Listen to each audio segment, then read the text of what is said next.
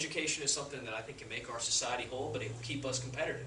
A lot of these companies on the outside that are thinking about moving here, they want a more educated workforce. They want human capital needs to be met here before they move.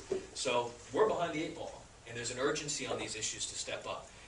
You're probably wondering, I know Mike is probably wondering here, what is on your agenda specifically? As you know, being a congressional representative entitles that person to speak from a platform on some various issues of national, local, and global significance. So a couple of my ideas really briefly, and I'd love to open it up for Q&A because that's what makes this all worth it. That's your price for admission. Jobs for the Valley. As we've discussed, the unemployment rate here is unacceptably high. Here are a couple of my ideas. We have to embrace our ag character. That's nothing we should refrain from saying. We've got to embrace it. It's a key part of what my family does, and I suspect for many of you too. Congress is debating a lot of free trade agreements right now. Well, we need a representative up there who's going to fight for agricultural rights in these free trade agreements. That's a sensible policy that I think could stimulate ag business here.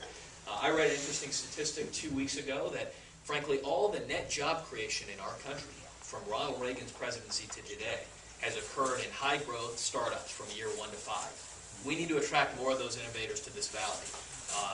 We have an H-1B. I know immigration is a little bit of a hot topic, but there's a part of the immigration debate that no one really talks about. That's skilled, legal immigration.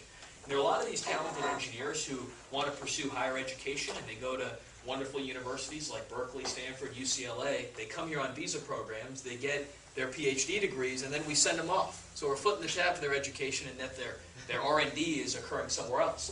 Well, maybe we could have an economic renaissance here by inviting them to San Joaquin County. This is a spillover benefit we should embrace.